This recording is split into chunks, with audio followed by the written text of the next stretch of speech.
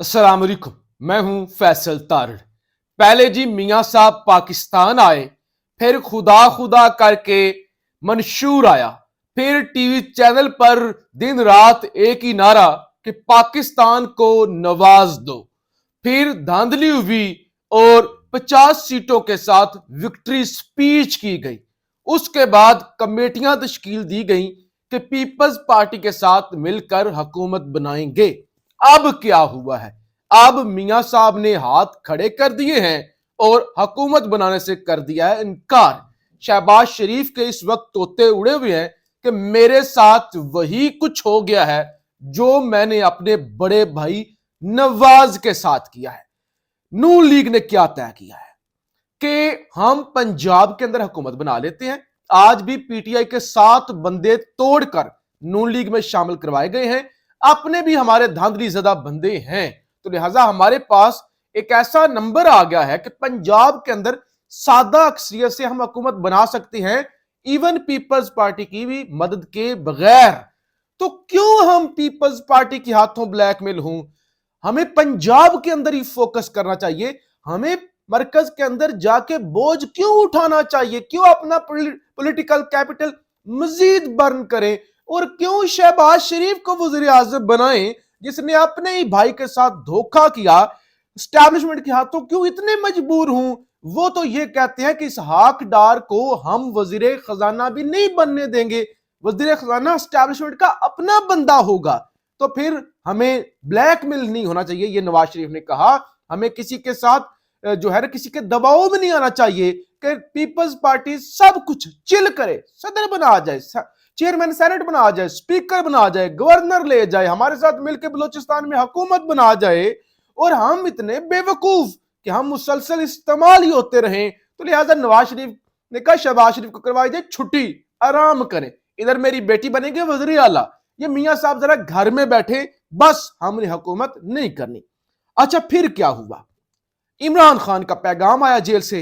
Barrister Saif ने इसका ऐलान किया रात गए। क्या ऐलान हुआ कि पीटीआई ने यह फैसला किया है कि वो वफाक के अंदर अपोजिशन के अंदर बैठेगी, हुकूमत नहीं बनाएगी, और साथ ही पंजाब के अंदर भी अपोजिशन में बैठेगी, हुकूमत नहीं बनाएगी। अच्छा, जब नून लीग भी हुकूमत नहीं बनाएगी, पीटीआई भी नहीं हुकूमत बनाएगी, तो फिर बिना हुकूमत के ये मुल्क चलेगा क्या? इस मुल्क के अंदर फिर मार्शल लॉ के जरिए ये मुल्क चलाया जाएगा? कैसे किया जाएगा? आज ही द इकोनॉमिस्ट का एक सर्वे आया, एक रिपोर्ट आई, उन्होंने कहा कि इमरान खान की हुकूमत जाने के बाद पाकिस्तान के अंदर आमरीत में इजाफा हुआ है।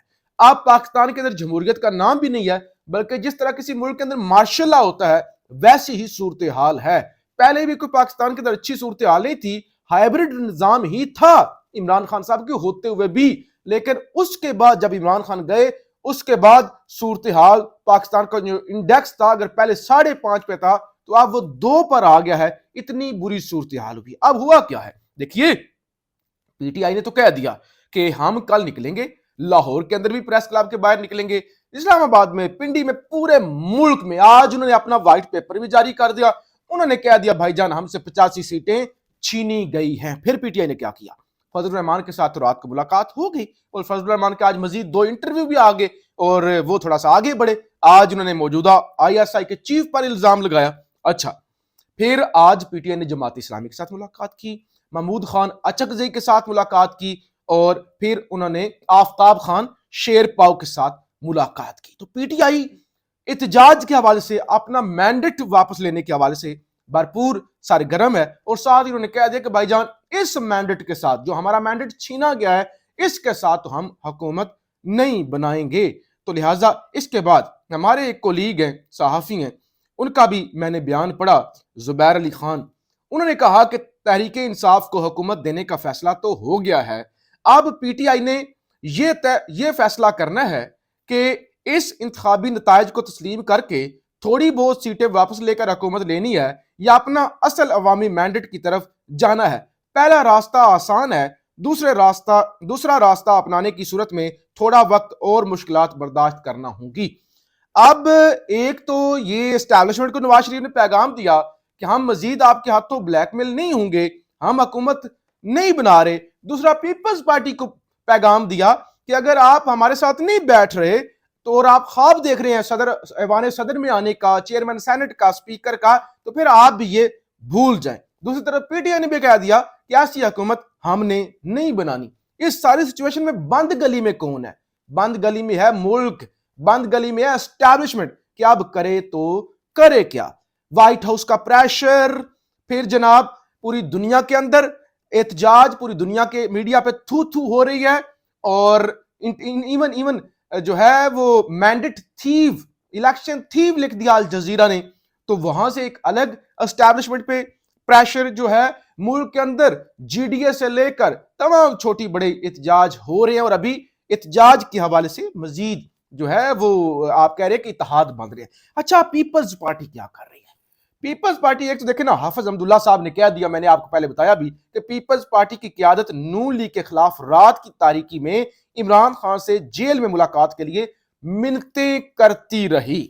یہ بالکل ٹھیک ہے، کیونکہ میرے پاس ایک اور خبر آ گئی ہے کہ پیپلز پارٹی کے تحریک انصاف سے بیک ڈور رابطوں کا انکشاف اور یہ کوشش ہوتی رہی اڈیالہ جیل کے اندر ملاقات کرنے کی بھی، اسد کیسر اور سردار لطیف خوسا کے ذریعے ملتے اور ترلے اور پیغامات بھجوائے جا رہے ہیں کہ پیپلز پارٹی کو خان کو کہیں اپنے موقف کے اندر نرمی لے کے آئے، ہم بلا مشروط آپ کے ساتھ چلنے کے لیے تیار ہیں۔ تو یہ ساری چیزیں ہو گئی۔ اس کے بعد ایک تصویر آئی اور ایک خبر آئی کہ P T I chief whip Amir Dogar کی اسپیکر قومی اسمبلی راجہ پرویز اشرف کے ساتھ ملاقات۔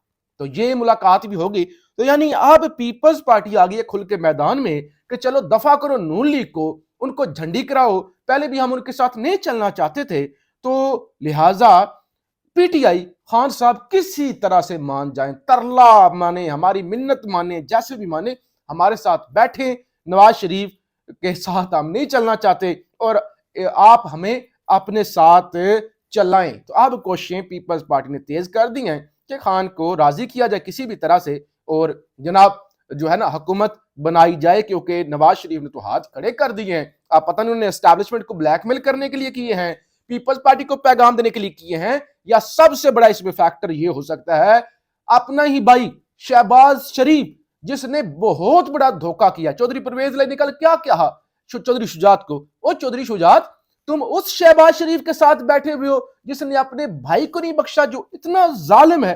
تو لہٰذا اب صورتحال بڑی انٹرسٹنگ ہو گئی ہے، اور آج مولانا نے زرداری کے خلاف بھی بات کی۔ انہوں نے کہا جتنا میں آصف زرداری کو جانتا ہوں نا، میرا بڑا تعلق ہے ان کے ساتھ، اتنا کوئی نہیں جانتا جتنا میں جانتا ہوں۔ زرداری مفاہمت کا بادشاہ نہیں ہے۔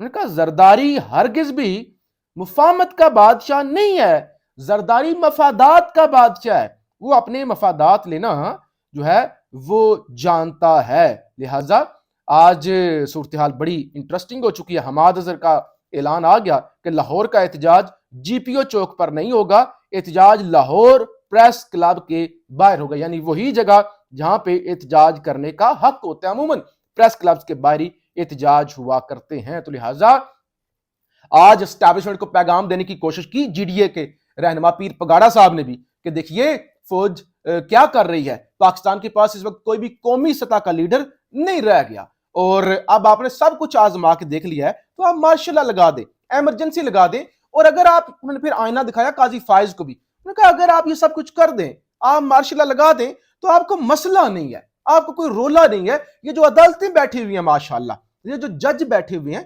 یہ اس کو لیگل ڈکلیئر کر دیں گے، وہ جناب اس پر مور لگا دیں گے۔ لہٰذا آپ بڑے کمفرٹیبل ہو کے مارشل لا لگا دیں، ایمرجنسی لگا دیں۔ اس وقت آپ نے باقی تو سارے ہی طریقے آزما لیے ہیں۔ تو بڑی کھچڑی پک رہی ہے، بڑی دلچسپ صورتحال ہے۔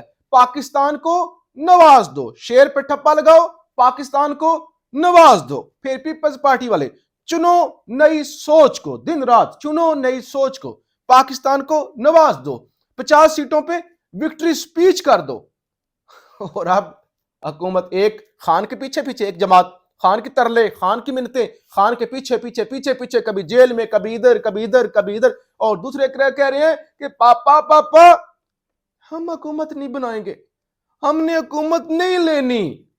تو لہٰذا طاقتور حلقوں کو سوچنا چاہیے کہ اب صلح کر لیں خان کے ساتھ، ایسے ملک نہیں چلنا، اپنی ایگو اور انا کو چھوڑ دیں۔ پاکستان زندہ باد۔